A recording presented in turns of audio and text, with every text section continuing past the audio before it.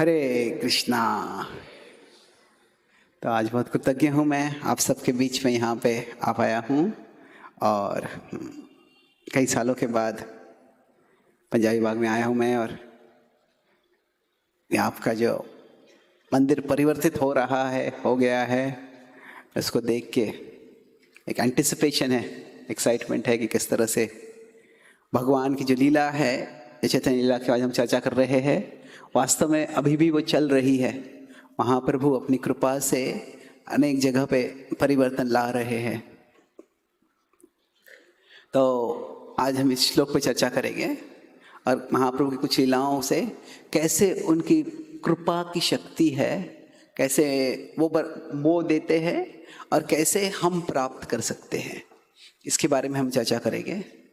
तो यहाँ पे भगवान बता रहे हैं, यहाँ पे कृष्णदास कविराज में बता रहे हैं, मैं श्लोक का अर्थ बोलता हूँ फिर हम उसको रिसाइट करेंगे। यहाँ पे कुछ दिख रहा है? ओके। तो यस्य प्रसादाद, इनके प्रसाद के द्वारा क्या होता है? अज्ञोपि, कोई व्यक्ति अज्ञानी भी होता है। यस्य प्रसादाद अज्ञोपि सद्य, सद्य मतलब जल्दी ही, सर्व ज्ञाताम व्रजेत, वह उसको सारा जो ज्ञान है वो मिल जाएगा। सद्य सर्वज्ञताम व्रजे। स ऐसे श्री भक्ति श्री चैतन्य देवों में, ऐसे चैतन्य महाप्रभु भगवान को मैं, स श्री चैतन्य देवों में, भगवान वे स्वयं भगवान है। संप्रसीदतु, मैं प्रार्थना करता हूं कि वो मुझ पे भी, मुझसे प्रसन्न हो जाए और मुझ पे भी कृपा करे। भगवान संप्रसीदतु यस्य प्रसादादज्ञोऽपि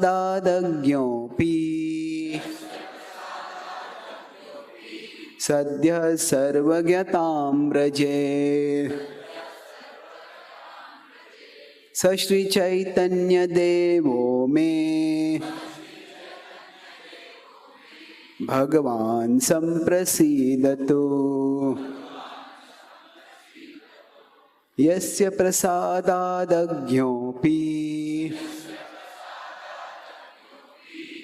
सद्यः सर्वज्ञतां व्रजेत्। स श्री चैतन्य देवो में भगवान संप्रसीदतु।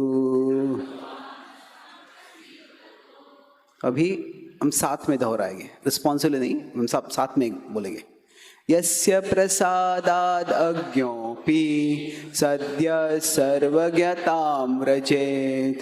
स श्री चैतन्य देवो में भगवान संप्रसीदतु।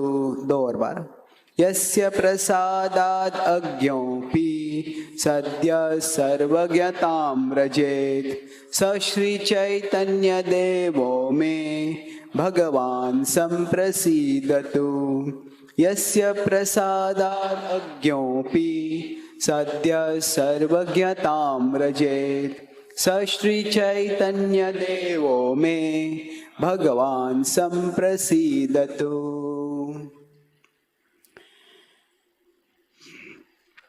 तो आज हम चैतन्य महाप्रभु की जो कृपा है उसके बारे में चर्चा करेंगे। और जो उनकी कृपा है उसको हम 4 पद्धतियों से, कैसे वो कृपा उन्होंने अपनी लीलाओं से दर्शाई, यह समझने का प्रयास करेंगे। तो यहाँ पे बताया जा रहा है कि उनकी कृपा क्या है कि कोई अज्ञानी व्यक्ति भी क्यों ना हो, वह सद्य सर्वज्ञताम भजे, क्या वह अज्ञान से पूरा मुक्त हो जाएगा। तो अभी ये सबसे पहले कृपा, इसका अर्थ क्या है कि जो कृपा होती है एक तरह से भगवान बताते हैं भगवद गीता के 4थे अध्याय में कि 4.11 में यथा माम प्रपद्यन्ते ताम तथैव भजाम्यहम्। तो यहाँ पे क्या है, भगवान बोल रहे हैं, प्रिंसिपल है रेसिप्रोसिटी का। रेसिप्रोसिटी मतलब क्या, कि आप जैसे करोगे उसके अनुसार मैं प्रतिसाद करूंगा। आप अगर मुझे निर्विशेष ब्रह्मन के रूप में परम सत्य को जानना चाहते हो तो मैं उसी रूप में आपको दर्शाऊंगा। अगर आप चाहते हो कि मेरे पास भी आ रहे हैं पर आपको भौतिक सुख चाहिए तो मैं आपको वो दे दूंगा। तो रेसिप्रोसिटी मतलब क्या है, जैसी हमारी इच्छा है वैसे भगवान देते हैं। पर भी हम देखते हैं अंत में 1866 में भगवान क्या बोलते हैं, अहम त्वाम सर्व पापेभ्यो मोक्षयिष्यामि मा शुचः। यहाँ पे भगवान ऐसे नहीं बोल रहे कि जिस भाव से तुम मेरे पास आओगे मैं वैसे करूँगा। वहाँ पे बोल रहे हैं कि तुम बस मेरे पास आ जाओ, मैं सारे पापों से तुम्हें मुक्त कर दूंगा। तो क्या होता है, एक रेसिप्रोसिटी, यहाँ पे भी एक तरह से रेसिप्रोसिटी ही है। तो क्या है, वो बोल रहे हैं कि आप मेरी शरण में आओ और फिर मैं तुम्हें पापों से मुक्त कर दूंगा। पर फर्क क्या है इसमें कि एक है रेसिप्रोसिटी, वो है उसमें प्रोपोर्शनैलिटी है, और दूसरा है रेसिप्रोसिटी है वो उसमें डिसप्रोपोर्शनैलिटी है। डिसप्रोपोर्शनैलिटी मतलब क्या है कि अगर हम भगवान, मान लीजिए अभी यहाँ पे भगवान है, तो हम भगवान के लिए जो कुछ करते हैं भगवान हमारे लिए कुछ करते हैं, ये क्या है, रेसिप्रोसिटी है। पर जब भगवान कृपा देते हैं तो क्या है, यहाँ पे हम कुछ भगवान के लिए करते हैं और जो भगवान देते हैं वो बहुत विशाल मात्रा में होता है। हमें जब हम कहते हैं, इंग्लिश में शब्द आता है कॉजलेस मर्सी, तो कॉजलेस का अर्थ क्या है, कई बार कुछ संस्कृत शब्द होते हैं उनको जब किसी और भाषा में ट्रांसलेट करते हैं तो वो एग्जैक्ट अर्थ नहीं आता, उसको अहेतुकी बोलते हैं। अहेतुकी भक्ति होती है, अहेतुकी कृपा होती है। तो कॉजलेस का मतलब ये नहीं कि कॉज है, नहीं है, कॉज है, बट जब कॉजलेस मर्सी कहते हैं उसका मतलब है the cause is to less for the mercy, कि जितनी कृपा मिल रही है वो जितना हमने कुछ किया है उससे भगवान बहुत ज्यादा दे रहे हैं। तो हमें प्रयास करना चाहिए, क्योंकि हमें प्रयास क्यों करना है, क्योंकि भगवान कभी किसी की स्वेच्छा पर वो जबरदस्ती नहीं करते। अगर हम प्रयास नहीं कर रहे हैं इसका मतलब है कि हम में इच्छा नहीं है उनके पास आने की। अगर हमसे इच्छा नहीं है तो भगवान जबरदस्ती नहीं करेंगे, पर हम में थोड़ी इच्छा होगी तो भगवान बहुत कुछ कर देंगे। जैसे कृष्ण के बारे में बोलते हैं कैसे, अहो बकीयम स्तनकाल कुंतम, कि जो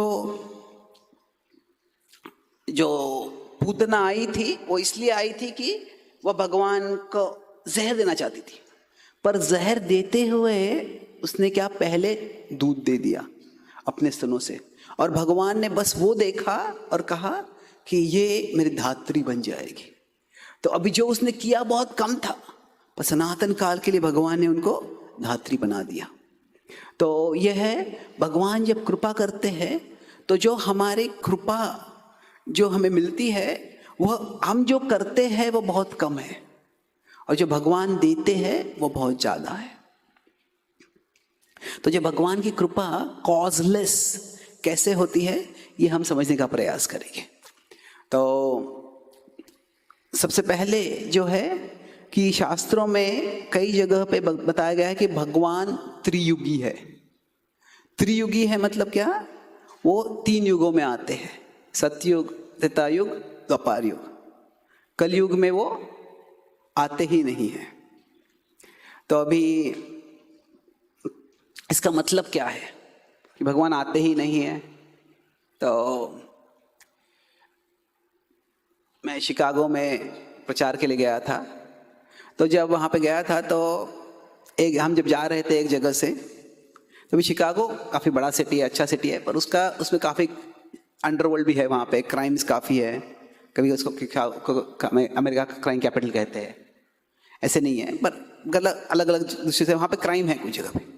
तो कोई ऐसे जगह होते हैं कि अगर हम ड्राइविंग करते जा रहे थे, वहाँ पे भक्त जो ड्राइव करते बोलते हैं कि यहाँ पे हम कभी रुकते नहीं है इस एरिया में, लेकिन यहाँ पे रुक जाएंगे तो यहाँ पे कोई चोर आते हैं, वो आते कुछ चुरा लेते हैं। और यहाँ पे अगर कुछ चोरी होता है अगर आप पुलिस के पास जाएंगे तो पुलिस बोलेगे तुम वहां पे गए क्यों थे, हम भी वहां पे नहीं जाते।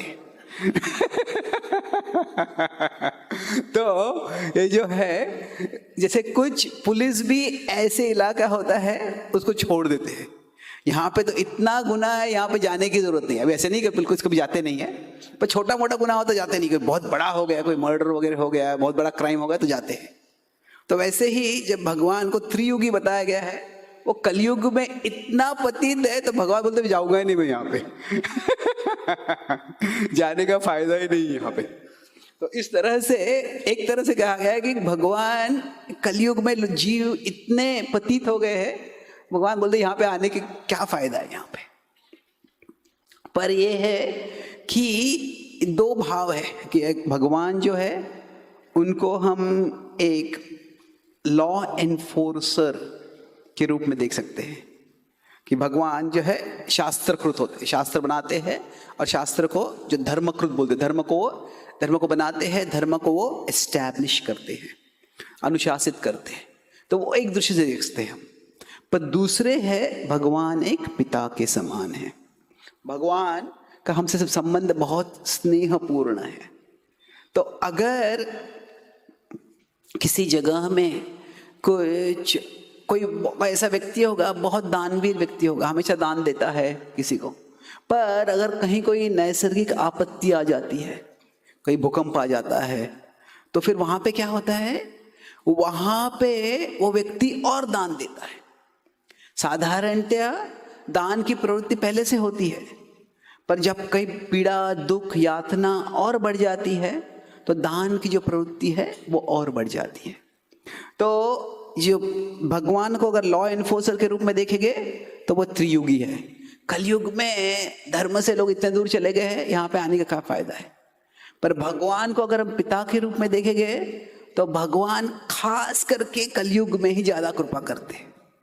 क्यों, क्या है, ये तो सब मेरी संतान है और ये इस जगत में पीड़ा में है, तो इस युग में ज्यादा ही पीड़ा में है। तो भगवान हमेशा करुणावतार होते हैं, पर जब वो पिता के रूप में आते हैं तो कलयुग में क्या होता है, वो एक्स्ट्रा मर्सीफुल अवतार, वो खास करके ज्यादा ही कृपा लेके आते हैं। तो भले ही जो जीव पात्र नहीं है, तो अभी कोई भूकंप हो गया है तो वहां पे जाके जो दान देते हैं कोई, अभी उनकी क्या पात्रता है, उन्होंने कुछ किया नहीं है, उनके साथ कुछ हो गया है और इसके लिए उनको दान दिया जा रहा है। तो जब कृपा होती है, it is not because of our qualification, it is because of our lack of qualification. जो भूकंप में आता है, कोई दान देता है, उन्होंने कुछ नहीं किया है। तो भक्ति में कैसे होता है, भगवान की कृपा होती है कि हम कई बार अनक्वालिफाइड होते हैं, और खास करके कलयुग में हम बहुत अनक्वालिफाइड हैं। पर यद्यपि हम अनक्वालिफाइड होते हैं, भगवान की कृपा ऐसी है कि कभी हम डिस्क्वालिफाइड नहीं होते। हम अनक्वालिफाइड होते हैं, अनक्वालिफाइड मतलब हमें पात्रता नहीं है, डिस्क्वालिफाइड मतलब तुमको यहाँ पे इस प्रतियोगिता में यहाँ पे आने का मौका ही नहीं है। भगवान की ऐसी कृपा है कि कभी वो किसी को डिस्क्वालिफाइड नहीं करते। तो जब त्रियोगी बोलते हैं तो क्या है, ये कलयुग में सब अनक्वालिफाइड है, पर जब ये डिस्क्वालिफाइड है, नहीं, डिस्क्वालिफाइड कभी नहीं है। तो यहाँ पे जब भगवान आते हैं, महावदन्य के रूप में आते हैं। चैतन्य महाप्रभु को बोलते हैं कि सबसे करुणापूर्ण अवतार है। तो कलयुग जो है ये एक नैसर्गिक विपत्ति के समान है। साधारणतः कोई नैसर्गिक विपत्ति होती है, वो 1 महीने 2 महीने के लिए रहती है, 1 घंटे के लिए, 1 दिन के भूकंप होता है तो 1 घंटे के लिए भूकंप रहेगा तो बहुत हो जाता है। वो 5 मिनट के भूकंप से भी विनाश हो जाता है, कि भूकंप 1 घंटे के लिए नहीं रहता है, पर कोई कई भूकंप हो सकते हैं कभी कभी, तो जिससे कि वो भूकंप काफी समय तक रह जाते हैं। तो 1 घंटे का भूकंप कह सकते थे, बार बार व्यूज आते रहते हैं। मैं ऑकलैंड में था, वहाँ पे एक लेक्चर, न्यूजीलैंड में लेक्चर दे रहा था, और लेक्चर दे रहा था मंदिर में, और अचानक पूरा सब लोग हिलने लग गए, मेरा चेयर भी हिलने लग गया। बोला क्या हो गया? बोले रिलैक्स, भूकंप आ रहा है। बोला रिलैक्स, भूकंप तो भूकंप आ रहा है तो रिलैक्स कैसे करें? बोले चिंता मत करो, छोटा सा भूकंप आते रहता है यहाँ पे। तो वहाँ पे क्या है, वो सिस्मिक जोन है वहाँ पे नीचे, पर वो साइस्मिक जोन है, पर ज्यादा भूकंप नहीं आता है, आता है थोड़ा बहुत होता है। तो वो सब यूज होते हैं कि हम यूज नहीं है तो अरे रिलैक्स कैसे बोलते हैं, भूकंप आ रहा है रिलैक्स करो। ये तो बिल्कुल विपरीत हो गया। पर तो भूकंप कुछ समय के लिए आता है, चले जाता है। तो भगवान इस दृष्टि से देखते हैं कि ये कलयुग जो है एक नैसर्गिक विपत्ति के समान है, और इसलिए इस परिस्थिति में जो जीव होते हैं वो उनको और कृपा चाहिए। तो अभी हम जो कृपा की बात करेंगे, हम 4 तरह से बात करेंगे कृपा की, कि कृपा कैसे होती है। कि कोई अभी भगवान यहाँ पे आध्यात्मिक है, ये परम सत्य भगवान है, कृष्ण है। तो कोई कृष्ण से बहुत दूर हो सकता है, बहुत तमस में हो सकता है। तो तमस से उठा के भगवान तक ले जाना, ये एक प्रकार की कृपा है। ये जो है व्यक्ति एक तरह से बिहेवियर या कंडक्ट से भगवान से बहुत दूर है।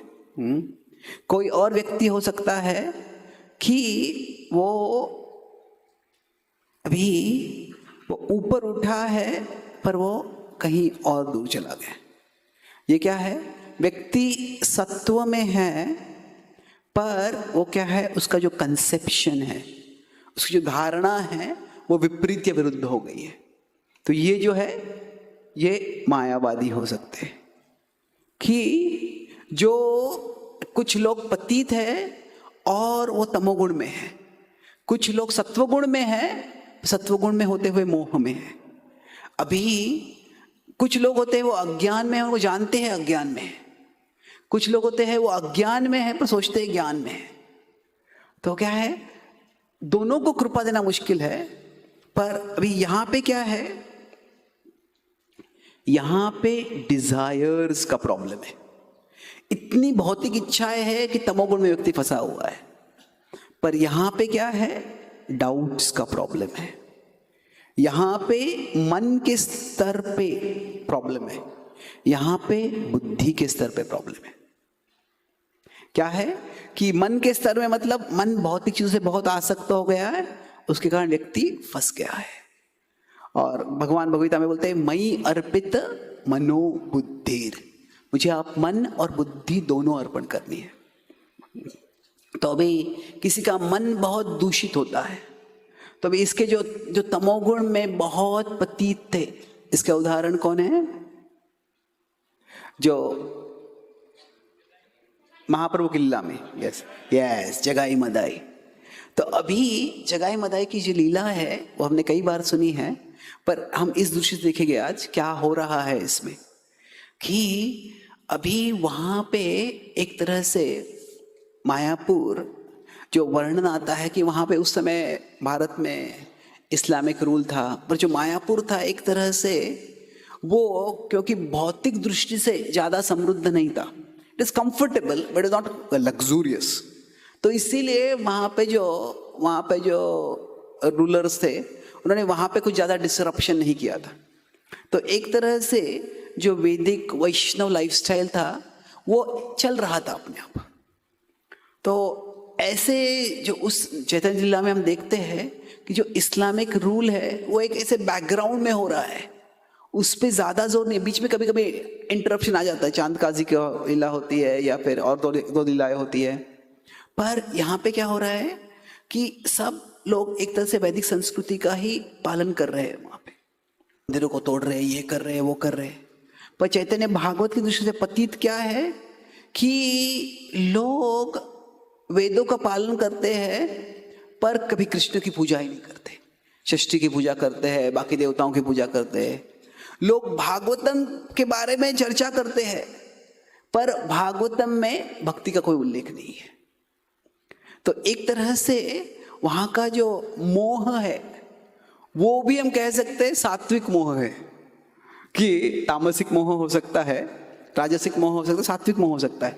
वहां पे लोग धार्मिक थे पर भक्त नहीं थे वो। वो कुछ ना कुछ धर्म का पालन कर रहे थे। तो अभी एक तरह से चैतन्य महाप्रभु का जो उद्देश्य, अनेक मिशंस थे उनके, पर जो उनके जो पतन की बात हो रही है कि ये शुद्ध सत्व है, ये प्योर डिवोशनल सर्विस है, ये सत्व है, ये रजस है और ये तमस है। तो अगर हम तमस का कहते हैं तो सत्व मतलब क्या है कि ये पायटी है, पायटी मतलब पुण्य है पर भक्ति नहीं है। रजस मतलब क्या है, भौतिकवाद है। दिस इज पायटी विदाउट भक्ति, पुण्य है पर भक्ति नहीं है। रजस मतलब क्या है कि ये भौतिकवाद है।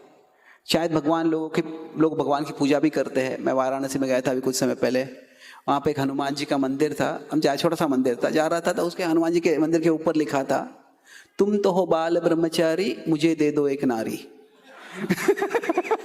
अभी वो हंसी मजाक में लिखा था, सही में लिखा था, पर मंदिर पे लिखा था एक्चुअली। तो क्या है, अभी वो भौतिकवाद हो सकता है। और तमस मतलब क्या है कि इट इज वायलेंस, हिंसा है। तो जो विनाश हो रहा है, विध्वंस हो रहा है। तो एक तरह से जो मायापुर के बारे में वर्णन आता है, मायापुर जो था इस स्तर में था अधिकांश रूप से। जो वहां पे सात्विक थे लोग, पर क्या था, भक्ति की ओर कोई रुचि नहीं थी। तो एक है कि वो भगवान के एक तरह से काफी करीब थे, पर भगवान के और करीब जाने की इच्छा ही नहीं थी। इसका उदाहरण दिया जाता है, कोई एयरपोर्ट में है और अभी कुछ कहीं से यहाँ से दूसरे शहर जाना है, अपने घर जाना है, तो अभी वो एयरपोर्ट तक पहुंच गया है और फिर एयरपोर्ट पे जाता है, अभी सिर्फ फ्लाइट में बैठना है, अपने घर चले जाएगा। पर एयरपोर्ट पे देखता है, अरे यहाँ पे तो बहुत अमीर लोग आते हैं, अगर मैं यहाँ पे बिजनेस चालू कर दूंगा तो यहाँ पे मेरा बिजनेस बहुत अच्छा हो जाएगा। और एयरपोर्ट में जाता है, एयरपोर्ट में बिजनेस चालू कर देता है और घर जाने को भूल जाता है। तो सत्वगुण कैसे है? सत्वगुण मतलब इस भौतिक जगत में कोई एयरपोर्ट में आ गया है, कोई फ्लाइट में बैठेगा, भक्ति करेगा तो भगवत धाम जाएगा, पर वो एयरपोर्ट में ही संतुष्ट हो जाता है। तो ये ऐसी परिस्थिति सत्वगुण में थी। तो मायापुर में बहुत पंडित लोग थे उस समय, और वहाँ पे शास्त्रों के तर्क पे बहुत सारे डिबेट्स हुआ करते थे, और फिर वहाँ पे पूजा हुआ, गंगा की पूजा हुआ करती थी। वहाँ पे ऐसे अधिकांश लोग थे कि जो धर्म का कुछ न कुछ स्तर पे अनुशीलन करते थे। पर अभी ऐसे वातावरण में जो था, एक व्यक्ति था और दो व्यक्ति थे, वो बहुत तामसिक बन गए थे। ये थे जगाई और मदाई।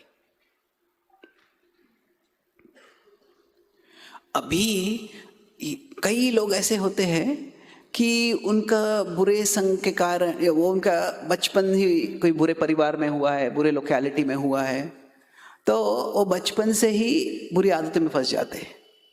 कुछ ऐसे होते हैं कि वो अच्छे परिवार में जन्म हुआ है उनका, पर बाद में क्या होता है, किसी दुस्संग के कारण वो बुरे हो जाते हैं, वो बुरी आदतों में फंस जाते हैं। तो अभी कई भारतीय लोग यहाँ से अभी अमेरिका में गए हैं, कई प्रदेश में गए हैं, वहाँ पे सेटल हो गए। तो जो भारत के लोग अमेरिका में जाते हैं और फिर उनके वहाँ पे बच्चे होते हैं, तो बच्चों को, जो इंडियंस जो अमेरिका में गए हैं, उनको ABCD कहते हैं। किसी को पता है ABCD क्या है? ABCD है अमेरिकन बॉर्न कंफ्यूज देसी। कि वो क्या लोग होते हैं, एक तरह से वो अमेरिका की संस्कृति में बड़े हो रहे हैं। वो बाकी बच्चे जो है उनके साथ कॉलेज स्कूल में जा रहे हैं, तो they want to be American, वो बनना चाहते हैं अमेरिकन, पर क्या है, वो शरीर से इंडियन है। तो उनको कभी कभी कहते हैं कि वो नारियल जैसे है। नारियल क्या है? बाहर से ब्राउन है, अंदर से सफेद है। मतलब क्या है कि स्किन उनका ब्राउन है, पर वो कल्चरली कई बार वेस्टर्न बन जाते हैं। तो अभी क्या है, ऐसे जब होता है तो कोई अच्छे परिवार में जन्म लिया है, तो अगर उसको वो अगर भौतिकवाद में चला जाता है, तो कभी कभी बाकी लोगों से भी ज्यादा भौतिकवाद में चला जाता है। वो क्या है कि उसको लगता है कि बचपन मुझे कुछ भोग करने को मिला नहीं, तो अभी जवानी में मिलेगा तो बाकी सबसे और ज्यादा करूंगा। तो ऐसे लोग कभी कभी ज्यादा ही पतित हो जाते हैं। पर जब ऐसे होता है कि उनको सिर्फ एंजॉयमेंट नहीं करना है, their enjoyment is not just for pleasure, their enjoyment is for rebellion. कि वो भौतिक भोग इसलिए नहीं कर रहे कि मुझे आनंद चाहिए, वो भौतिक भोग इसलिए कर रहे जो मुझे सिखाया था उसके खिलाफ मुझे जाना है, तो इसलिए वो ज्यादा करते हैं वैसे। तो अभी क्या होता है, जब जगाई मदाई ये पतित हो जाते हैं, वो जगाई मदाई जगदानंद माधवानंद होते हैं, वो ब्राह्मण होते हैं, पर वो दुस्संग से पतित हो जाते हैं और इतना पतित हो जाते हैं कि ऐसे बता जाता है कि वहां पे बाकी लोग तो शुद्ध होते हैं, काफी हद तक शुद्ध होते हैं, तो वो सोचते हैं कि इनकी छाया भी हम पे पड़ जाएगी तो क्या होगा, हम दूषित हो जाएंगे। छाया भी पड़ जाएगी तो हमें गंगा में जाके स्नान करना पड़ेगा। तो अभी ऐसे परिस्थिति में, ऐसे माहौल में जो नित्यानंद प्रभु ये प्रचार करने जा रहे हैं, नित्यानंद प्रभु जब प्रचार करने जाते हैं तो उनको वो सुनते जगाई मदाई के बारे में। चैतन्य भागवत में वर्णन आता है कि वो जब सुनते हैं ऐसे तो his eyes become excited with anticipation, with compassion. वो सोचते हैं कि अरे ऐसे जगाई मदाई का अगर उद्धार हो जाएगा तो महाप्रभु की जो ख्याति है चारों लोकों में फैल जाएगी। जैसे नारायण की ख्याति फैली है क्योंकि उन्होंने अजामिल का उद्धार कर दिया, तो वैसे ही महाप्रभु की ख्याति फैल जाएगी। तो अभी कई बार IIT कोचिंग वगैरह होता है, तो IIT कोचिंग में वो दिखाते हैं कि अरे हमारी कोचिंग एकेडमी से 95 स्टूडेंट्स IIT में, 95% स्टूडेंट्स IIT में एडमिट हो गए, या इतने सारे स्टूडेंट्स IIT में एडमिट हो गए। तो अभी ये उनका क्रेडिट है एक तरह से, इतने लोग एडमिट हो गए। पर दूसरी ओर से देखेंगे तो क्या होता है, जो ऐसे IIT कोचिंग में एडमिट होते हैं पहले, उसके लिए टेस्टिंग होता है। तो क्या होता है, पहले से ही वो बहुत क्वालिफाइड स्टूडेंट लेते हैं जो बहुत ही बुद्धिमान होते हैं, जिनके अच्छे मार्क्स होते हैं। पहले IIT के एंट्री के लिए एग्जाम हुआ था, अभी IIT कोचिंग के एंट्री के लिए भी एग्जाम होता है कभी कभी, टॉप कोचिंग को, क्योंकि क्या होता है उनको भी अपना रेपुटेशन रखना है। तो अगर कोई पहले से ही अच्छे विद्यार्थियों को ले रहा है और फिर उनको IIT में लेके जा रहा है, तो वो अच्छा है, पर उसमें कुछ बुरा नहीं है, बहुत बड़ी बात नहीं है। पहले से ये बुद्धिमान थे, पहले से ये हार्ड वर्किंग थे, तो उनको आप और अच्छा कर रहे हो। पर अगर कल्पना कीजिए कोई ऐसे कोचिंग इंस्टीट्यूट कहता है, उनको बता दे कि अरे ये विद्यार्थी जो है अभी तक उसका पूरे करियर में एक भी ऐसे एग्जाम है जिसमें फेल नहीं हुआ है, वो हर एग्जाम में पहले फेल ही होते हुआ है, और कोई कोचिंग अकेडमी कहता है अरे ये तो बहुत अच्छा है, हमारे अच्छा कैंडिडेट है ये। क्या कैंडिडेट? तुम्हारी कोचिंग एकेडमी को बर्बाद करने के लिए कैंडिडेट है बोले। पर अगर कोई सोचता है कि ऐसे व्यक्ति का, हाँ हम इसको बढ़िया स्टूडेंट बना देंगे, इसको सक्सेसफुल बना देंगे, तो क्या है, ये सही में रिमार्केबल है। तो जो उस संस्कृति में ही बहुत तामसिक बन गया था, उनका जो उद्धार करते हैं महाप्रभु, ये जो है ये नित्यानंद प्रभु की पहली कृपा है। पर जो परिवर्तन करते हैं वो महाप्रभु की कृपा से होती है। वो पूरी लीला का हम इतना वर्णन नहीं करेंगे यहाँ पे, पर जब नित्यानंद प्रभु कृपा मांगते, वो कहते कि मैंने अगर कुछ पुण्य किया है तो मुझे उसके बदले में तुम ये इन दोनों का शरीर बख्श दो, तुम कृपया इनको क्षमा कर दो। तो महाप्रभु उनको क्षमा कर देते हैं। महाप्रभु कहते हैं उनसे कि अभी आप पुनः पाप मत करो। और फिर अभी क्या होता है, उनमें कुछ सद्बुद्धि पहले से होती है, उनको कुछ हद तक पीछे पता होता है, दिमाग के पीछे कहीं तो होता है कि अरे हम बड़े दुराचारी बन गए हैं। तो महाप्रभु की कृपा से वो परिवर्तित हो जाते हैं। एक है परिवर्तन हो जाना, मतलब क्या है कि बुरी आदतें छूट जाना, जो सारे बुरे संस्कार है वो चले जाते हैं। ये कृपा होती कैसे है वास्तव में? अभी जब हम कृपा कहते हैं, कृपा में जैसे मैं शुरुआत में बताया था, कृपा में क्या है कि जो हम कर रहे हैं उससे बहुत ज्यादा हमें कुछ मिल रहा है। हमें भी कुछ करना पड़ता है, पर करने से हमें बहुत ज़्यादा मिलता है। तो जो स्पिरिचुअल प्रोग्रेस होता है, आध्यात्मिक प्रगति होती है, उसमें दो प्रिंसिपल्स होते हैं, एक पुश प्रिंसिपल और दूसरा पुल प्रिंसिपल। अभी पुश और पुल मतलब क्या है कि जो पुश है ये ह्यूमन एफर्ट है, हम खुद को पुश करते हैं, हम खुद प्रयास करते हैं कि मैं शुद्ध होने का प्रयास करूं, मैं ये बुरी आदत छोड़ूं, मैं रोज साधना करने के सुबह जल्दी उठ जाऊं। ये पुश का प्रिंसिपल है। और जो पुल का प्रिंसिपल है वो क्या है? वो भगवान की कृपा है, वो कृष्णास अट्रैक्टिवनेस। कृष्ण अपना जो आकर्षण है वो दिखा देते हैं, जिससे कि हम उनकी ओर खिंच जाते हैं। तो अभी इससे 4 पॉसिबिलिटीज हो सकते हैं कि अगर कुछ पुश भी नहीं है और पुल भी नहीं है तो क्या होगा? वो खुद प्रयास नहीं कर रहा है, उसको भगवान की भी कृपा नहीं है, तो क्या होगा? तो इट इज एक्सप्रेस वे है वो, बट एक्सप्रेस वे वैकुंठ नहीं है, वो एक्सप्रेस वे टू हेल है वो। तो व्यक्ति खुद भी सुधरने का प्रयास नहीं कर रहा है, भगवान की कोई कृपा भी नहीं है उसमें। भगवान मतलब पुश मतलब क्या? हम खुद को प्रयास करके हम भगवान की भक्ति में आने का प्रयास कर रहे हैं। अभी पुश है तो ये जो है तो पूरा विनाश का मार्ग है ये। तो अधिकांश जगत जो है दुर्भाग्यवश से वो ऐसे है कि न तो उनको भगवान की कृपा के छाया में आए हैं, न ही खुद आध्यात्म के कुछ प्रयास कर रहे हैं। प्रभुपाद जी बोलते थे कि जब हम ग्रंथ वितरण करते हैं तो इससे क्या कर रहे हैं? हम जो जीवों को भाग्यवान बनाने का प्रयास करें।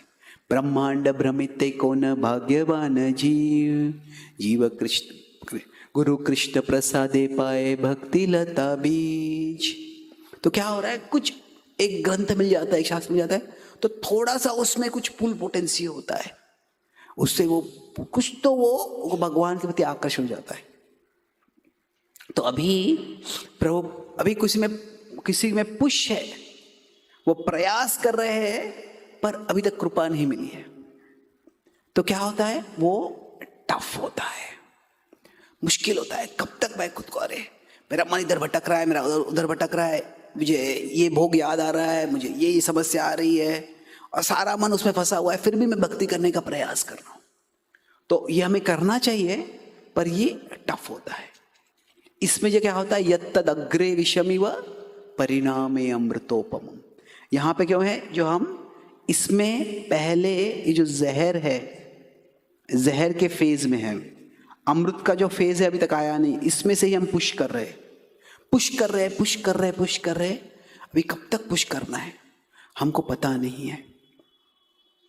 तो पुश कर रहे मतलब क्या है कि हमारे मन में ही कुछ ऐसे संस्कार है जो हमें भौतिकवाद की ओर लेके जाते हैं, जो हमें भगवान से दूर लेके जाते हैं। तो अभी वो संस्कारों के कारण क्या हो रहा है? वो हमें बार बार हम भगवान की ओर स्मरण करना चाहते हैं पर स्मरण होता नहीं है। तो जो हमारे अंदर जो जहर क्या है शुरुआत में जो है, ये जहर है, ये हमारे मटीरियलिस्टिक भौतिकवादी संस्कार है। जो संस्कार है शब्द है, इसको हम इंग्लिश में लिख सकते हैं, वो है संस्कार। कि सब में कुछ स्कार है, सबके चित्त में क्या है? कुछ घाव है, कुछ चोट है। उसके कारण क्या है कि हम चाहते हैं भगवान का स्मरण करें पर किसी मूवी का स्मरण आ जाता है, इसका स्मरण आ जाता है, पॉलिटिक्स का स्मरण आ जाता है, क्रिकेट का स्मरण आ जाता है, अरे इसने मेरे साथ ऐसा बात किया, उसका स्मरण आ जाता है। अनेक चीजें की याद आती है भगवान को छोड़ के। तो क्या होता है? ऐसे संस्कारों से हम पुश करना चाह रहे हैं पर ऐसी चीजें बहुत तेज से कहीं और पुश, वो हमें दूर लेके जा रही है। तो ये टफ होता है इसमें। अगर किसी में पुल है पर पुश नहीं है तो ये क्या है? 2 हो सकते। ये है ट्रांसेंडेंटल है कि वो उनको पुश की जरूरत ही नहीं है, वो इतने दिव्य स्तर पर चले गए हैं कि अभी उनमें कोई भौतिक आकर्षण है ही नहीं। से बताते हैं कि रामानंद राय जो महाप्रभु के इतने महान भक्त थे कि वो जगन्नाथ जी के सेवा के लिए वो कुछ डांसर्स थी, फीमेल डांसर्स थी, स्त्रियां थी, उनको सुशोभित करते थे। जो सुशोभित करते थे तो उनका मन कदापि विचलित भी नहीं हो रहा था। तो ये हो सकता है। कुछ कुछ लोगों तो उनमें भगवान का इतना पुल है कि जो भौतिकवाद का कुछ लक्षण ही नहीं रहता है। तो ये जो है बहुत रेयर है, ये बहुत रेयर है। पर किसी को भगवान का पुल मिल रहा है पर पुश बिल्कुल नहीं है, तो ये एक तरह से मोस्ट अनफॉर्चुनेट हो सकता है कि भगवान तो खींच रहे हैं पर वो भक्ति प्रयास ही नहीं कर रहा है बिल्कुल, और बिल्कुल ही प्रयास नहीं कर रहा है। तो फिर क्या होता है, भगवान की कृपा मिलती है फिर भी वो व्यक्ति आगे नहीं बढ़ता है। तो भक्त साहब ठाकुर बोलते हैं कई बार ऐसे होता है कि जो लोग, अभी तो लोग फ्लाइट से जाते हैं, पहले अभी मतलब बहुत से लोग रेलवे से जाते हैं, तो भक्त साहब ठाकुर कहते हैं कि जो लोग रेलवे स्टेशन के बाजू में ही रहते हैं वही लोग कई बार रेलवे मिस कर देते हैं क्योंकि वो सोचते हैं क्या है कि अभी रेलवे आएगा ही और आएगा तब चले जाऊंगा। हम अगर रेलवे स्टेशन से 1 घंटा दूर रहते तो क्या है, पहले से पहुंचना चाहिए, टाइम पे पहुंचना चाहिए, पहुंच जाऊंगा, फिर क्या है मुझे रेलवे मिल जाएगी, तो ट्रैफिक आ जाएगा, ये हो जाएगा, वो जाएगा, मुझे गाड़ी मिस हो जाएगी। पर जो लोग बिल्कुल रेलवे स्टेशन के बाजू में सोचते हैं अरे जब गाड़ी आएगी तभी मैं घर से निकलूंगा, और गाड़ी तो 5-10 मिनट तक रहती है, और फिर तब मैं आके चढ़ जाऊंगा, तो वो गाड़ी को इतना आराम से लेते हैं कि उनका जो आराम है उसे हराम हो जाता है पूरा। और उससे तो कभी क्या होता है कि जिसको भक्ति का बहुत मौका मिल रहा है, जिसको पुल बहुत मिल रहा है, पर वो बिल्कुल पुश नहीं करता है, तो वो मोस्ट अनफॉर्चुनेट है। तो अगर पुश और पुल दोनों है तो ये जो है ये बहुत एक तरह से फॉर्चुनेट है और इंटेलिजेंट है। प्रभुपाद जी बोलते हैं कि अगर हमें कृपा मिलती है तो ये हमारा भाग्य है, हम कृपा को स्वीकारते हैं ये हमारी बुद्धि है। तो फॉर्चुनेट एंड इंटेलिजेंट। तो अभी जगाई मदाई को कृपा तो मिल गई, ये उनका फॉर्चून था, ये उनका बहुत बड़ा उनका भाग्य था। पर उसके बाद में उन्होंने क्या किया, उसके बाद में उन्होंने जो किया, खास करके किसने महाप्रभु पे आक्रमण किया था, नित्यानंद प्रभु पे आक्रमण किया था, मदाई। सोचने लगे कि अरे मैंने तो कितने लोगों के प्रति अपराध किया है। तो वो क्या करते थे, वो उन्होंने एक नहाने के लिए गंगा के तट पे घाट बना लिया, और जो भी वहां पे आता था उनसे वो क्षमा याचना करते थे। और अभी कभी कोई लोग होते थे उनके, अरे कितने परिवर्तित हो गए, कितने नम्र हो गए, ये देखकर वो तुरंत जो भी हो गया भूल गए, उनको क्षमा कर देते थे। पर कुछ लोग होते थे कहते थे अरे तुमने तो हम पे इतने अत्याचार किया है, अभी तुम क्षमा मांग रहे हो, ये सब दिखा हुआ है, और तुमने हमारे साथ इतना बुरा किया है, हम तुम्हारे साथ बुरा करेंगे। कुछ लोगों को पत्थर उठा के मारते थे उन पे। अभी वो अभी भी बहुत धट्टे कट्टे थे, चाहते थे वो एक पत्थर उठा के उस व्यक्ति का सिर भी फोड़ सकते थे। पर क्या करते थे वो, ठीक है तुम एक पत्थर मारा है, एक्चुअली हमने तो इतने पाप किए हैं, तुम और पत्थर मारो मुझे। तो अभी ये जो भाव है एक तरह से कि जो हमारे इसमें इम्प्यूरिटी होता है, जो मैं बताता संस्कार होते हैं, तो अधिकांश रूप से जो भौतिक जो हमें होता है, लस्ट हो सकता है, ग्रीड हो सकता है, एंगर हो सकता है, इन तीनों को भगवान क्या बोलते हैं गीता में, ये 3 नरक के द्वार है। तो अभी काम क्रोध लोभ है, ये चला गया, ये प्यूरिटी है, और ये बहुत अच्छा है। और एक तरह से महाप्रभु की कृपा से क्या हो गया, ये उनको प्यूरिटी मिल गया। पर कभी क्या होता है, प्यूरिटी आ जाता है तो प्यूरिटी आने से ह्यूमिलिटी चला जाता है। क्यों क्या होता है, जब मैं शुद्ध हो गया हूं तो मुझे गर्व होता है कि मैं इतना शुद्ध हो गया हूं। कभी कोई होता है कि कोई एकादशी पे निर्जल उपवास करता है, वो निर्जल उपवास करता है और फिर क्या होता है, देखते रहता है कौन किचन में जा रहा है, कौन कितना खा रहा है, अरे ये तो इतना आसक्त है, ये तो इतना कुछ भी इंद्रियों पर नियंत्रण है ही नहीं।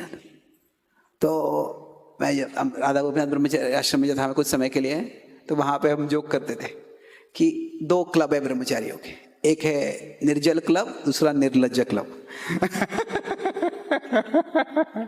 तो ऐसे नहीं है कि निर्लज्ज है कोई, कि हर एक व्यक्ति के शरीर की क्षमता होती है। पर कुछ लोग होते हैं उपवास करते हैं, अच्छा है उपवास करना, बहुत अच्छा है अगर हम कर सकते हैं तो। पर अगर वो उपवास करने से हमें गर्व हो रहा है तो हम देखते अरे मैं तो कुछ भी नहीं खा रहा हूं, मैं कुछ भी नहीं पी रहा, और ये लोग ये इतना खा रहा है, इतना खा रहा है, इतना खा रहा है। तो उससे क्या हो रहा है, अगर आवर बॉडी में be fasting but our ego is feasting, तो क्या है हमारा जो अहंकार है वो फीस ले रहा है। तो उससे वास्तव में हमारा ज्यादा ट्रांसफॉर्मेशन नहीं होगा। तो महाप्रभु की मर्सी जो थी ये पुल प्रिंसिपल था। उनके पुल प्रिंसिपल से क्या हो गया, महाप्रभु ने ऐसा चमत्कार कर दिया कि जो भी पहले बुरी आदतें थी सब एक क्षण में जगाई मदाई के हृदय से चली गई पूरी। पर उसके बाद में जो था वो स्वयं ह्यूमिलिटी दिखा रहे हैं। प्यूरिटी मतलब no lust anger greed, but humility मतलब no pride, no ego, no arrogance. जो अभी ईगो कहते हैं, ईगो का फुल फॉर्म क्या है, ego is what edges, edges मतलब धीरे धीरे ढकेल देना, एजेस गॉड आउट। EGO मतलब क्या है, कोई अभी बहुत भीड़ है और कोई व्यक्ति बहुत भीड़ में उसको धीरे धीरे ढकेल देते हैं, किसी को पकड़ के ढकेल लेते हैं बाहर, तो क्या होता है वो दिखता है, पर धीरे धीरे ढकेल लेते हैं, क्या पता भी नहीं चलता है उनको बाहर ढकेल दिया। तो जो अहंकार होता है तो उसमें अभी काम क्रोध आता है तो क्या होता है कि कोई बहुत कामुक बन जाता है, कोई बहुत लोभी बन जाता है, भौतिकवादी बन जाता है, तो दिखता है कि ये तो भगवान से दूर चला गया है, ये तो इतना भौतिकवादी बनना है, इतना इंद्रिय भोग में चला गया है। पर जब गर्व आता है तो एक तरह से गर्व में क्या करते हैं हम, गर्व के कारण धीरे धीरे भगवान हमारे चेतना से ले जाते हैं। हम भक्तों के संग में भी आते हैं, हम जब भी बहुत ध्यानपूर्वक एक जगह पे बैठ के हर जो मंत्र है स्पष्ट रूप से उच्चारण करेंगे, नियमों का बहुत अच्छे से पालन करेंगे। पर क्या है, जब हम जप कर रहे हैं ये भाव नहीं है हृदय में, अरे भगवान कितने महान है, मुझे भगवान का स्मरण करना है, ये भाव है, सबको पता चलना चाहिए मैं कितना महान भक्त हूं, सबने देखना चाहिए कि मैं कितना स्ट्रिक्टली नियम पालन करता हूं, मैं कितना सीरियस भक्त हूं। तो क्या होता है, ईगो के कारण we are using God to increase our own ego. हम जब भगवान का स्मरण करने के लिए नहीं कर रहे, जब क्या कर रहे, हम खुद के अहंकार का बढ़ाने के लिए कर रहे। तो ये बहुत खतरनाक है। ऐसा जब होता है तो समझता भी नहीं है अधिकांश लोग, बाकी लोग लगता है ये तो इतना सिंसियर भक्त है, उसको भी लगता है मैं इतना सीरियसली नियम पालन कर रहा हूं। पर क्या है, उसमें सारे नियम पालन हो रहे हैं पर जो है भगवान का स्मरण नहीं हो रहा है। जो मदाई थे वो क्या कर रहे थे, न के जगाई मदाई थे, न केवल काम क्रोध लोभ चला गया, पर जो अहंकार था वो भी चला गया। इतना परिवर्तित हो गए वो, उससे साधारणतः आसानी से अहंकार हो सकता था, पर वो अहंकार भी नहीं रहा। तो जो महाप्रभु की कृपा है उससे एक पुल हो गए वो काम क्रोध लोभ से पड़े, पर उन्होंने खुद प्रयास किया, पुश किया कि मैं अहंकार में नहीं फंसूंगा। तो ये महाप्रभु की कृपा है। तो अभी बताता कि 2 प्रकार से कृपा हो सकती है कि कोई मन के स्तर पे जो है बहुत पतित है, बहुत सी वासना है। तो हमें जगाई मदाई एक तरह से क्या है, हम सबके लिए एक आदर्श है कि हमें भगवान की कृपा से भगवान हमें शुद्ध कर दे। पर कभी कभी कैसा होता है कि हम जप कर रहे हैं, साधना कर रहे हैं, पर फिर भी शुद्ध नहीं हो रहे, फिर भी काम क्रोध लोभ जो जा नहीं रहा है, तो कभी उससे हताश हो जाएंगे। तो क्या शायद भगवान कृपा दे ही नहीं रहे, क्या भगवान चाहते नहीं मैं शुद्ध हो जाऊं? ऐसे नहीं है। क्या है, कई बार ऐसे हो सकता है कि अगर भगवान बड़ी आसानी से हमें काम क्रोध लोभ से मुक्त कर देंगे तो उससे हमें गर्व आ जाएगा, और जब गर्व आ जाएगा वह उससे बड़ी समस्या है। तो अभी देखिए, तृणादपि सुनिचेन पहले बताया महाप्रभु ने, उसके बाद में न धनम न जनम सुंदरी में। तो जब हम प्रयास करते हैं शुद्धिकरण का और शुद्धिकरण नहीं होता है, तो उससे धीरे धीरे हमें समझ में आता है कि हे प्रभु, ये मैं खुद नहीं कर सकता। तो हम पुश कर रहे हैं और पुश करना जरूरी है, पर अगर हमारे पुश से ही परिवर्तन हो गया, मैं खुद इतने स्ट्रिक्टली नियम पालन करूंगा और सारे अनर्थों से छूट जाऊंगा, अगर उससे पुश से ही ट्रांसफॉर्मेशन परिवर्तन हो गया, तो क्या होगा, हमको भगवान के पुल की जरूरत ही महसूस नहीं होगी। और फिर अगर मुझे लगता है कि मेरे प्रयास से मैं परिवर्तित हो गया हूं, मेरे प्रयास से मैं शुद्ध हो गया हो, तो उससे जरूर गर्व आ जाएगा। पर जब हम प्रयास करते हैं, गिरते हैं, पुनः उठते हैं, पुनः गिरते हैं, उठते हैं, पुनः गिरते हैं, उससे हम हताश हो सकते हैं। पर हताश होने की जगह पे अगर हम ये देखते हैं कि भगवान मुझे दिखाना चाहते हैं कि ये मैं खुद नहीं कर सकता, आई alone can not purify my self. जब ये हम स्वीकार करते, बोलने के लिए आसान है, जब हम हृदय में स्वीकार कर लेते हैं, तो फिर क्या है, उसके बाद में जब हमें पुल करेंगे भगवान, तो हमें कभी गर्व नहीं होगा। पता है कि ये मैंने परिवर्तन नहीं किया है, ये भगवान की कृपा से ही परिवर्तन हुआ है। तो इसीलिए हमें कभी भी हताश नहीं हो रहा है। हम ट्राई कर रहे हैं, ये ट्राइंग, पर जो प्यूरिफिकेशन जो अगर नहीं हो रहा है, तो अगर नॉट हैपनिंग, तो इससे क्या एक है कि हम हताश हो जाएंगे, डिजेक्टेड हो जाएंगे। यार ये तो कभी होने ही वाला नहीं है, छोड़ दो इसको। कोई भक्त होते हैं, वो भक्ति करते हैं। मैं एक भक्त से मिला था, अभी मैं इंग्लैंड में था कुछ समय पहले, न्यू ईयर के समय में। बोला कि finally I have given up, मैंने छोड़ दिया है। क्या छोड़ दिया? बोले I have given up the desire to give up. मैंने त्याग करने की इच्छा को ही त्याग कर दिया है। क्योंकि क्या होता है, अब छोड़ नहीं पाते हैं तो बोलते हैं, कोई आसक्ति है किसी को, बोले एक भक्त है, वो देखिए, वो उनको बहुत एकदम सिंसियर भक्त है, पर उनका चाय छूटता ही नहीं है। तो वो बहुत प्रयास करते हैं, हर्बल टी ट्राई किया, ये ट्राई किया, वो ट्राई किया, कुछ उनका छूट ही रहा था। तो फिर वो बोले, तो हर बार मिलते बोले कि अच्छे अच्छे भक्त हैं, उनको शास्त्रों में बहुत रुचि है, कभी कुछ कंडीशनिंग होते हैं, वो जाते ही नहीं है। ये बोले चाय क्या इतनी बड़ी बात है, छूट सकते हैं आराम से, पर नहीं छूट रहा है उनको। तो फिर वो उनसे बात कर रहा था, तो बोले कि मैंने फैसला कर लिया है अभी। क्या? कि चाय छोड़ना मेरा नेक्स्ट लाइफ टाइम का प्रोजेक्ट है, इस जीवन में मुझसे होने वाला नहीं है। मैं तो मैं बोले कि don't be so over confident कि नेक्स्ट लाइफ टाइम में भी होगा वो।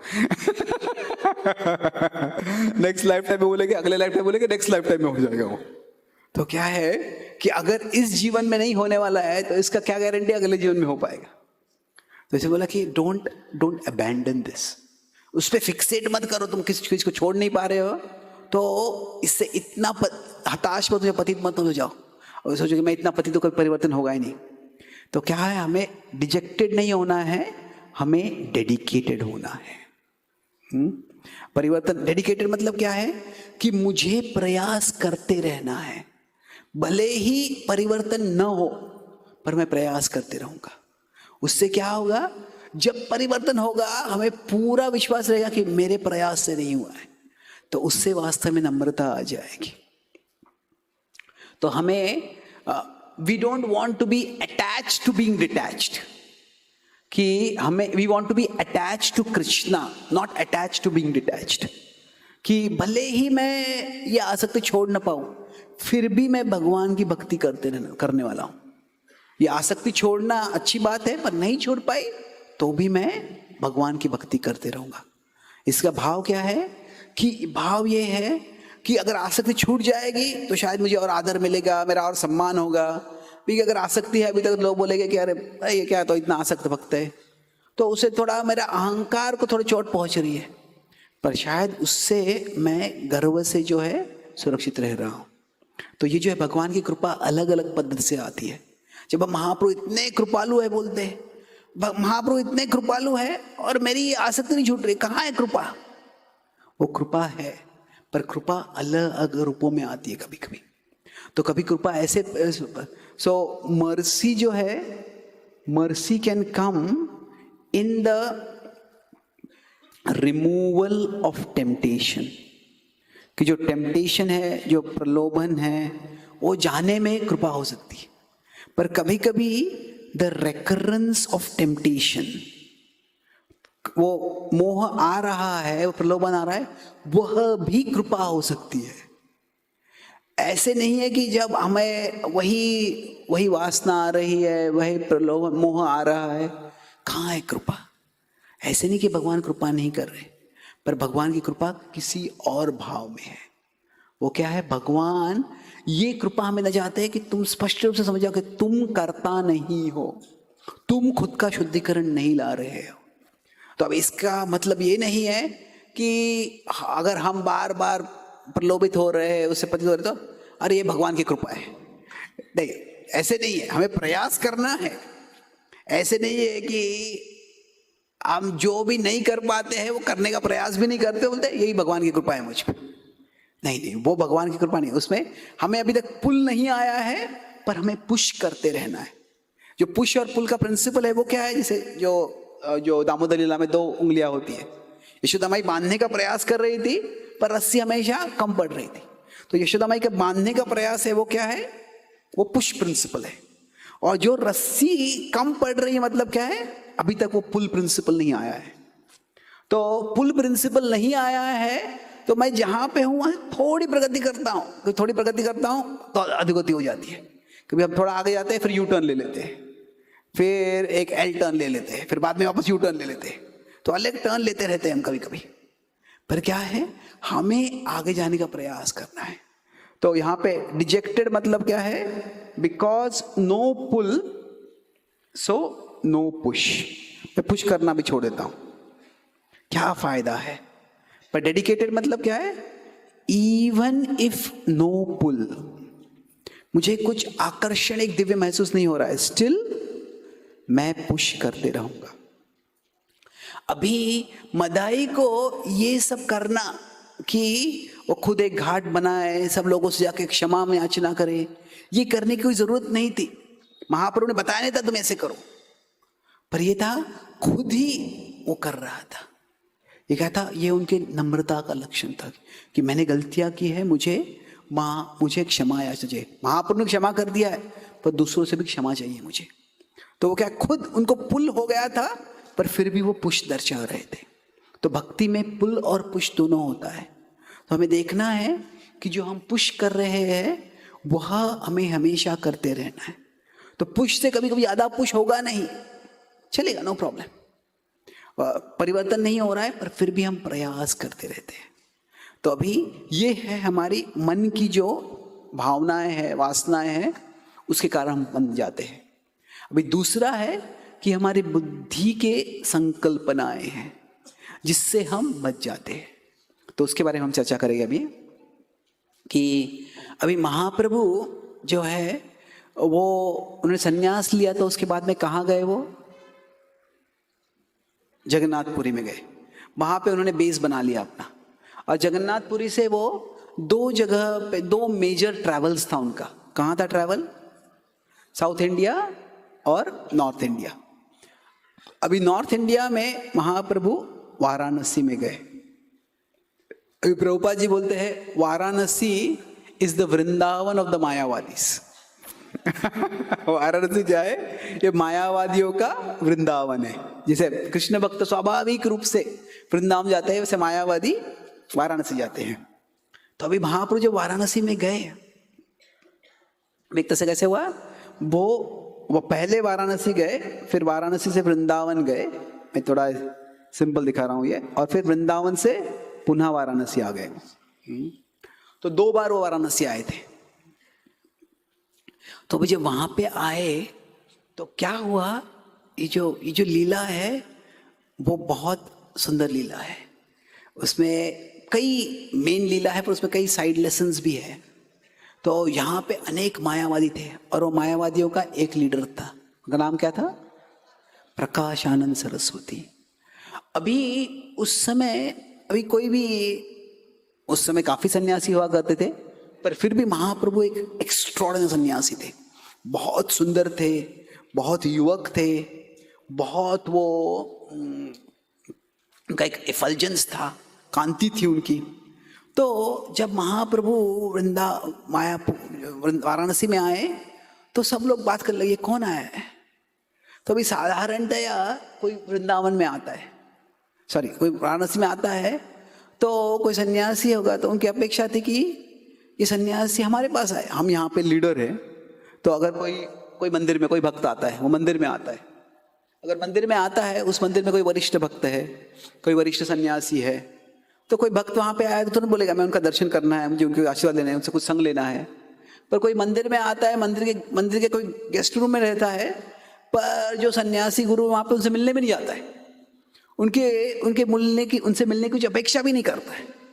ये क्या कर रहे हो तुम? तो उनको पता चलेगा तो तुम क्यों नहीं मिलने आ रहे? तो जो मायावादी सन्यासी होते हैं उनको लगता है कि अरे ये तो हमारी जगह है, यहाँ पे आए हैं, हम यहाँ के विख्यात सन्यासी है, ये चैतन्य महाप्रभु हमारे संग के लिए क्यों नहीं आ रहे, हमसे मिलने क्यों नहीं आ रहे?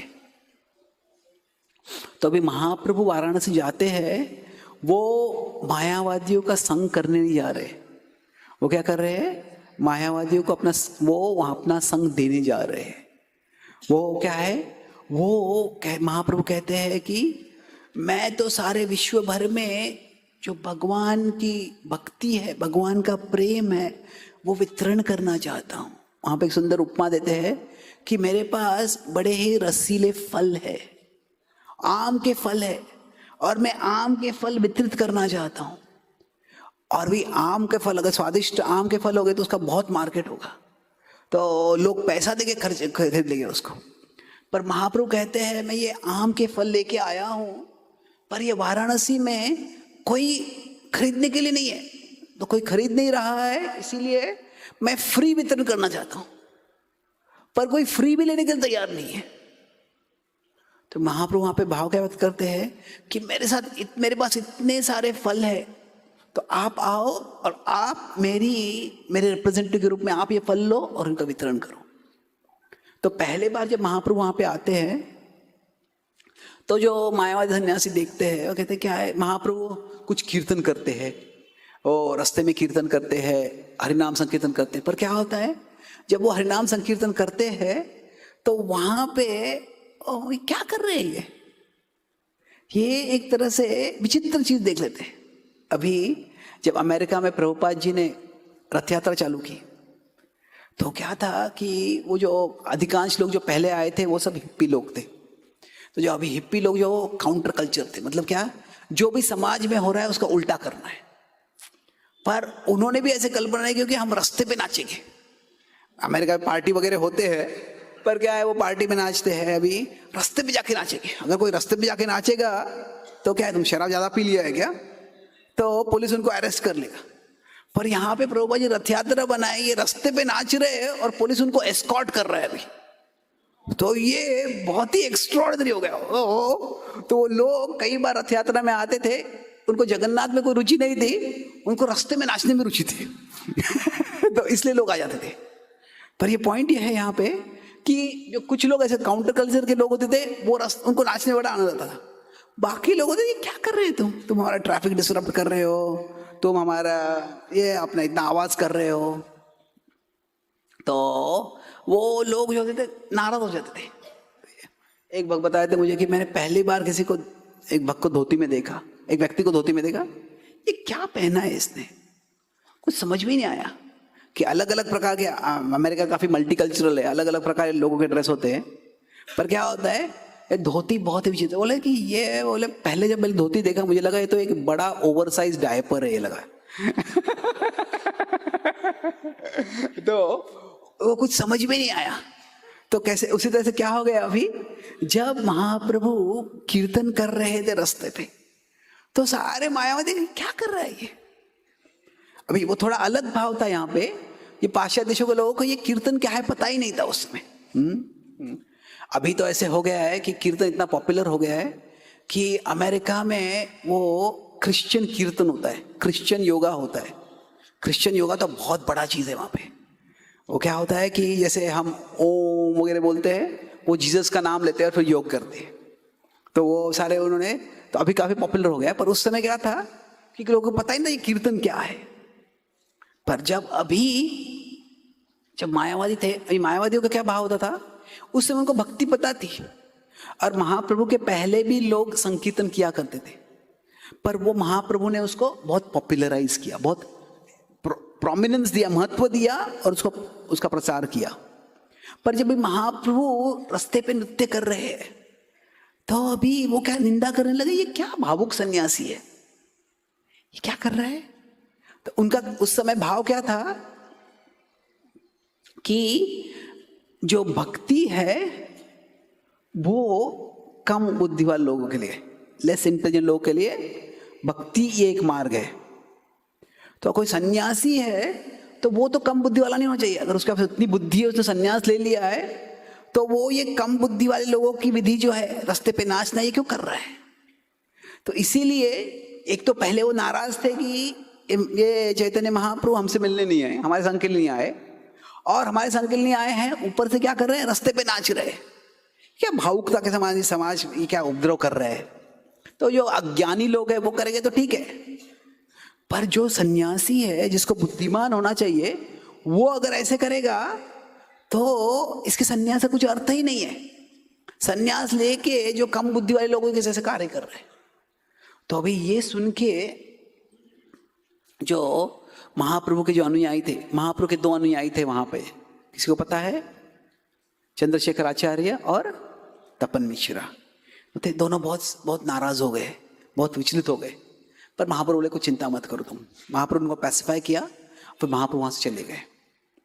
तो महाप्रभु वहां पे वृंदावन में गए, वृंदावन में 2 महीने रहे। वो वृंदावन में अनेक दिव्य अनुभव किया उन्होंने। वहां पे उन्होंने राधा कुंड जो प्रकट किया, वहां पे जो उनके जो अनुयायी थे, उनको पहले लोकनाथ गोस्वामी आदि को भैया था, उनसे वो जो कुछ अनुयायी थे उनसे मिले वो, और फिर वहां से वो पुनः वापस आते हुए वाराणसी आ गए। और फिर इस बार उन्हें फैसला किया था। महाप्रभु एक तरह से पहली बार जब वहां पे गए, वहां से निकल गए, ये जो मायावादी है समझने वाले नहीं है, तो इनका कुछ उद्धार होने ही वाला नहीं है, छोड़ दो इनको। तो एक तरह से वहन महाप्रभु जो वाराणसी छोड़ के चले गए, महाप्रभु बोले कि ये क्या है कि कुछ लोग होते हैं इग्नोरेंस में होते हैं, पर कुछ लोग होते हैं कि वो उनको इग्नोरेंस के साथ आरोगेंस होता है, अज्ञान है और फिर गर्व भी है। तो फिर क्या है, ऐसे लोगों को समझाना बहुत मुश्किल होता है। दुनिया में क्या होता है, 2 लोगों के कारण समस्या होती है। क्या होता है, कुछ लोग होते हैं वो वाइज होते हैं, उनके पास बुद्धि है, ज्ञान है, कुछ लोग फूलिश होते हैं। तो world's problems are because of 2 reasons. जो दुनिया की समस्याएं है, क्या है, जो वाइज है वो हमेशा डाउटफुल रहते हैं। बुद्धि है, अरे पर ये हम भक्ति कर रहे हैं, पर भक्ति से शुद्धिकरण होगा क्या मेरा, भगवान में जब मैं भगवान के धाम जाऊंगा या नहीं, मैं इसको प्रचार करूँगा, इससे कुछ प्रभाव होगा कि नहीं। जो वाइज लोग डाउटफुल रहते हैं और जो फूलिश लोग होते हैं वो कॉन्फिडेंट रहते हैं। जो मूर्ख है, जिनको कुछ ज्ञान नहीं है, उनको पूरा विश्वास है, अरे अगर मुझे नया आईफोन का वर्जन आ गया, मिल जाएगा मुझे, तो मेरा जीवन यशस्वी हो जाएगा, मुझे यही मिलना है और कुछ यही चाहिए। तो क्या है, जो भौतिक, अभी कॉन्फिडेंट मतलब क्या है, उनको ये कुछ भी भौतिक इच्छा होती है, उसके प्राप्त करने के लिए इतनी मेहनत करते हैं वो। तो वो क्या है, वो दोनों प्रॉब्लम है। जो बुद्धिमान है, अगर उनमें से वो कॉन्फिडेंट नहीं है, वो प्रॉब्लम है। जो बुद्धिहीन है वो कॉन्फिडेंट है, वो और प्रॉब्लम है। किसी को ब्रिज बनाना है, किसी सेतु बनाना है, किसी नदी के बड़े, जिसको बुद्धिमान है वहां बना सकते सेतु, पर बोलते अरे नहीं बन पाएगा, टूट जाएगा तो क्या होगा, थोड़ा तो वो नहीं बना पाएगी। जो बुद्धिहीन है उसको पता नहीं, अरे मैं बना दूंगा ब्रिज, और वो ब्रिज बना देते क्या होगा, वो गिर जाएगा, जो भी उस ब्रिज से जाएगा वो भी गिर जाएगा। तो महाप्रभु क्या सोचते हैं कि ये जो मायावादी है ये अज्ञान में है, और तो उनका कोई उद्धार होने वाला नहीं है। पर जब वृंदावन में जाते हैं और जो वृंदावन का अनुभव करते हैं, वो वृंदावन का इतना आनंद होता है उनको, इतना दिव्य कृष्ण भक्ति का आनंद होता है, वो देखे महाप्रभु बोलते हैं कि इनको भी देना ही है ये आनंद, इनका भी उद्धार करना ही है। तो फिर महाप्रभु वापस आ जाते हैं। जब आ जाते हैं तो कुछ समय के लिए वो वाराणसी में रह रहे हैं, और उस समय एक महाराष्ट्रियन ब्राह्मण होता है, वो थोड़ा पुण्यवान होता है, तो वो महाप्रभु को अपने घर में प्रसाद के लिए बुलाता है। वो सोचता है कि ये जो मायावती सन्यासी है महाप्रभु की निंदा कर रहे हैं, तो फिर अगर वो महाप्रभु से मिलेंगे तो क्या होगा, वो देखेंगे कि महाप्रभु कितने बुद्धिमान है, कितने दिव्य है, तो उससे क्या हो जाएगा, उनका भी हृदय परिवर्तन हो जाएगा। कम से कम वो उनकी निंदा तो बंद कर देंगे। तो अभी क्या हो गया था, महाप्रभु बोले थे मैं इन मायावादियों का संग नहीं करने वाला हूँ। और वो मायावादी सन्यासी तो वो तो क्या थे, वो तो खुद को हम तो यहाँ के प्रधान सन्यासी है, हम किससे मिलने क्यों जाए, उसको हमसे मिलने आना चाहिए। तो इसीलिए क्या हो रहा था, वो सोचे थे कि ये तो सन्यासी है, भावुक है, नाच रहा है। तो दोनों में वो मायावादी सन्यासी महाप्रभु की निंदा कर रहे थे, महाप्रभु से दूर रह रहे थे। तो ये महाराष्ट्र ब्राह्मण बोले कि हम कुछ दोनों को साथ में बुलाते क्या थे। तो ऐसे नहीं कि महाप्रभु उनसे मिलने जा रहे हैं, ये भी नहीं कि वो महाप्रभु से मिलने आ रहे। पर क्या हुआ कि उन्होंने उन सबको बुला लिया प्रसाद के लिए। तो वो भी घर में वहाँ पे थे। तो मायावादी सन्यासी थोड़े पहले आ गए थे, महाप्रभु थोड़े देर से आ गए। तो जब सारे मायावादी सन्यासी बैठे थे और महाप्रभु आए, और जब घर में आए तो यहाँ पे पैर धोने की जगह थी, वहाँ पे उन्होंने अपना पैर धो लिया और वहीं पे बैठ गए। तो जब वहीं पे बैठ गए तो अभी वहाँ पे बैठ के महाप्रभु ने क्या किया, अपना जो इफल्जेंस था, जो ज्योति थी उनके शरीर की, वो दर्शाने लग गए। तो जब वहाँ पे, अरे तो महाशय आप वहाँ पे क्यों बैठे, आप यहाँ पे आ जाओ। नहीं मैं यहाँ पे ठीक हूँ, आप बहुत बड़े सन्यासी हो, मैं तो बहुत छोटा हूँ आपके सामने। तो अभी क्या हो गया, यहाँ पे कभी क्या होता है कि generally if there is no contact, कई बार उससे क्या होता है, डिफॉल्ट होता है नेगेटिव कंसेप्शन, नेगेटिव परसेप्शन हो जाता है। अगर हम मंदिर में ही रह रहे और किसी वक्त से बात नहीं करते हम, शायद हम बिजी है इसलिए हम बात नहीं कर रहे, पर क्या होता है किसी से हम बात नहीं करते हैं तो सोचते शायद ये व्यक्ति मुझसे नाराज है, शायद ये व्यक्ति मुझसे ईर्ष्यालु है, शायद ये मेरे खिलाफ कुछ प्लॉट कर रहा है। तो no communication means bad communication. ऐसे हो जाता है कि कई बार अगर कम से कम हम भक्तों से मिलते तो उनको ग्रीट तो करना चाहिए, हरे कृष्णा बोलना चाहिए। अगर हम किसी को टालते हैं तो क्या होता है, साधारणतः एक नकारात्मक भाव हो जाता है। तो अभी क्या महाप्रभु बड़े गर्विष्ठ थे? नहीं, उनमें कोई गर्व नहीं था। पर ये मायावादी सन्यासी क्या सोच रहे थे कि ये महाप्रभु हम यहाँ के प्रधान संत है, हमसे मिलने नहीं आए ये, इसका मतलब ये बहुत गर्विष्ठ है। तो महाप्रभु ने पहले ही क्या किया, उन्होंने उनका हृदय खोल दिया।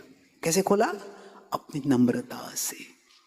अभी यहाँ पे कैसे, यद्यपि वो मायावादी जो है उनकी जो सारी धारणा है, उनकी संकल्पना है, वो सब गलत है, पर फिर भी एक है, ये एक महत्वपूर्ण पॉइंट है ये, कि there is philosophical and there is cultural.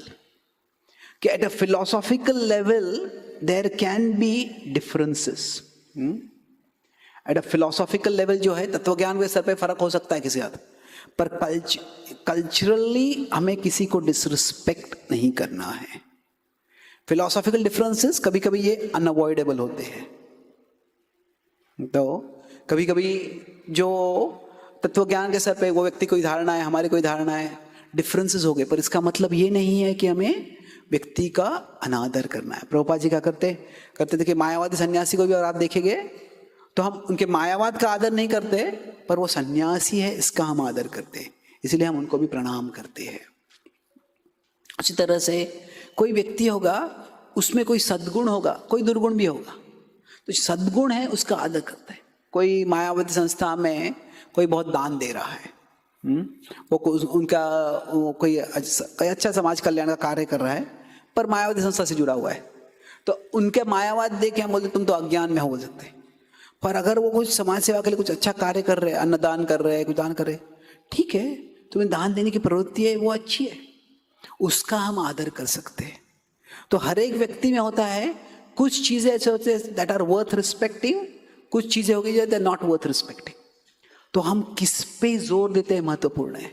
अगर हम उसके जोर देंगे इस पे कि अरे ये तो जो है ये ऐसा व्यक्ति है, ये ऐसा व्यक्ति है, वैसा व्यक्ति है, हम लोगों को डिसरिस्पेक्ट करेंगे तो कभी हम उनसे कनेक्ट नहीं कर पाएंगे। तो महाप्रभु यद्यपि वो मायावाद के खिलाफ थे, पर उन्होंने क्या किया, अभी क्या देखा उन्होंने, अगर महाप्रभु यहाँ पे है तो महाप्रभु ने उनको एक तरह से आदर दिया। उन्होंने क्या देखा कि बोले कि मायावादी सन्यासी यहाँ पे थे, वो बोले तो मैं तो छोटा हूँ। महाप्रभु ने क्या देखा, उनका मायावाद देख के वो उनका डिसरिस्पेक्ट कर सकते थे, पर महाप्रभु क्या देखा, उनका एज देखा। महाप्रभु जब भाई एक तरह से युवक ही थे, लगभग जब नॉर्थ इंडिया टूर में गए तो वो भी 28-29 साल के थे तभी। ये सन्यासी तो वरिष्ठ थे, तो उनको आदर किया उन्होंने। तो क्या है कि हमें जब हम दूसरों में कुछ अनादर का कारण देख सकते हैं, आदर का कारण देख सकते हैं, तो जो आदर का कारण देखेंगे तो उससे संबंध जुड़ता है। जब प्रभुपाद जी मुंबई में थे, हम कई बार प्रभुपाद जी का भी सुनते हैं कि वो फूल्स एंड रास्कल्स बोला करते थे। हाँ, बोलते थे वो स्पष्ट रूप से, पर केवल प्रभुपाद जी वैसे नहीं थे। जो जुहू मंदिर बना तो 2 लाइफ मेंबर्स ने बहुत मदद की उसके लिए, और जो दोनों लाइफ मेंबर जो थे वो दोनों मायावादी गुरुओं के शिष्य थे। वो पहले से वो इनिशिएट हो चुके थे वो, और काफी उनके सीनियर शिष्यों में थे, डेडिकेटेड शिष्य थे वो। तो प्रभुपाद जी जब उनके घर में जाते थे तो क्या था, तो उनके घर में वो मायावादियों के बड़े बड़े चित्र हुआ करते थे, पर प्रभुपाद जी उसके बारे में कुछ ज्यादा उल्लेख किया ही नहीं। जो भी उस समय प्रभुपाद जी के शिष्यों के साथ गए थे, उनसे बात की, मैंने यहाँ तक बात की, प्रभुपाद जी उसका उल्लेख ही नहीं करते थे। उनमें सेवा भाव था, मतलब स्वामी जी तो बड़े बड़े प्रभुपाद जी को अप्रिशिएट करते थे। क्या है कि ये स्वामी तो बड़े पहुंचे हुए स्वामी है, इन्हें परदेश में जाके परदेशी लोगों को परिवर्तित कर दिया।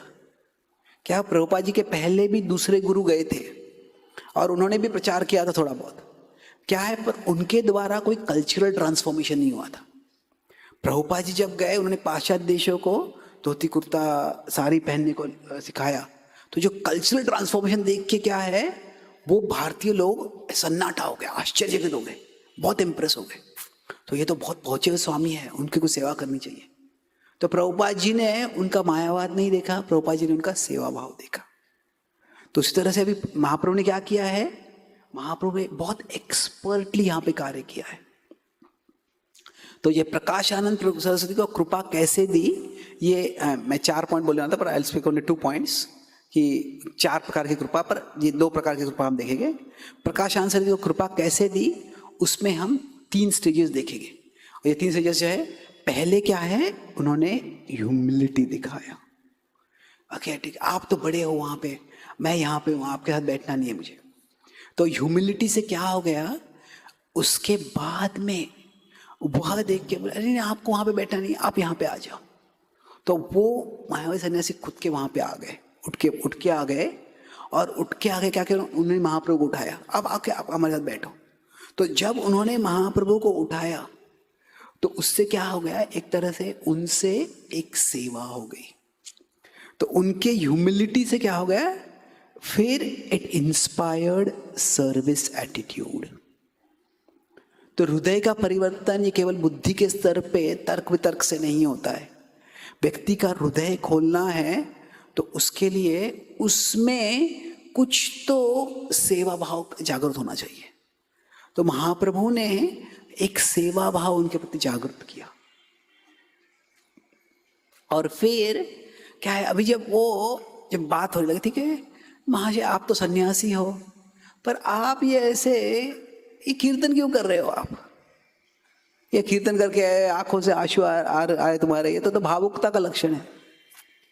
तो अभी महाप्रभु ने क्या जवाब दिया इसके बारे में, ये भी बड़ा सुंदर जवाब है। तो क्या है कि जब भी हम किसी से बात कर रहे हैं तो उसमें वो क्या एग्री करेंगे, क्या अप्रिशिएट करेंगे, क्या अप्रिशिएट नहीं कर पाएंगे। और शुरुआत में अगर वो बोलते कि अरे ये तो प्रेम के सर्वोच्च लक्षण है और तुम्हारा मायावाद नीचे का है, तो वो भी स्वीकार नहीं करते थे। पर क्या है, जो कॉमनैलिटी क्या है कि मायावादी भी होते हैं, उनमें भी गुरुनिष्ठता होती है कि गुरु के आदेश का पालन करना चाहिए। तो बोले कि मैं जब मेरे गुरुदेव के पास गया और गुरुदेव ने मुझे कृष्ण मंत्र दिया तो कैसे भी कृष्ण मंत्र आ गया मेरे मन में, मैं बोलने लग गया तो मेरे आंखों से आंसू आने लग गए। जब मैंने मेरे गुरुदेव को बताया कि ऐसे आंखों से आंसू आ रहे हैं, तो वो बोले ठीक है, अरे आंसू आ रहे हैं तो तुम यही करो, और कुछ तुम नहीं कर पाओगे या तुम नहीं कर सकते तो करने की जरूरत नहीं, जो भी है, पर बोले कि तुम यही करो। तो क्योंकि मेरे गुरुदेव ने ये बताया है इसीलिए मैं ये कर रहा हूं। तो अभी इसमें क्या किया उन्होंने, जो वो अप्रिशिएट करेंगे कि गुरुनिष्ठता है, कि ये भावुकता के कारण नहीं कर रहा है, ये क्या है जैसे सन्यासी है जिसकी बुद्धि नहीं है, नहीं, इसमें बहुत आकर्षण है, गुरु ने ये करने को बोला इसलिए कर रहे हैं। अभी जो मायावादी होते थे वो ऐसे नहीं कि भक्ति को पूर्णतः नगण्य मानते थे, वो सोचते कि भक्ति भी अच्छी है, पर क्या है जो ज्ञान मार्ग का पालन नहीं कर सकता है वो भक्ति कर सकते हैं। पर वो भी स्वीकार करते, कुछ लोग स्वाभाविक रूप से भक्ति की ओर आकर्षित हो जाते, तो बोले अच्छा तुम भक्ति कर रहे हो, अच्छा ठीक है वो, पर क्या तुमने वेदांत पढ़ा है? तो वेदांत सूत्र का क्या अर्थ है? तो हम उससे उसके बारे में थोड़ा बात करते। तो फिर वो बात करने लगे। अभी क्या हो गया, जब दो लोग बात कर रहे होते हैं, अगर पहले से ही आर्ग्यूमेंट के भाव में आते हैं दोनों, तो फिर क्या होता है कि I am not interested in even understanding why you think the way you think. कैसे कि तुम जो विचार करते हो क्यों विचार करते हो ये समझने की रुचि नहीं है। क्या है कि I am interested only in proving how you are wrong, तुम कैसे गलत हो यही दिखाने की इच्छा होती है, तो फिर उससे कभी बातचीत होती ही नहीं है। कैसे होता है, कभी दो लोगों में बहस होती है तो क्या होता है, अगर कोई मीडिएटर होता है तो क्या होता है, there is one side of the story and then there is the other side of the story. क्या होता है, there is my story, there is your story and then there is the story.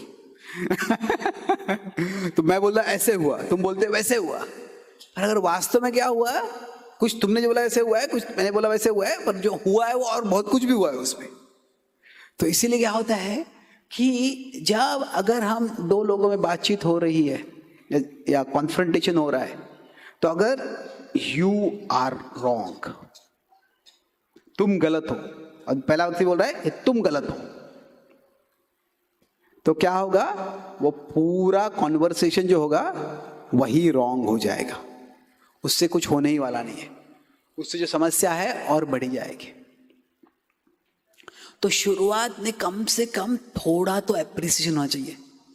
ठीक है, शायद ये व्यक्ति का निष्कर्ष गलत है, पर इसने कुछ तो विचार किया होगा, ये पूर्णतया तो मूर्ख नहीं है, ये पूर्णतया तो भ्रष्ट नहीं है, जिसने किया है कुछ तो विचार करके किया होगा।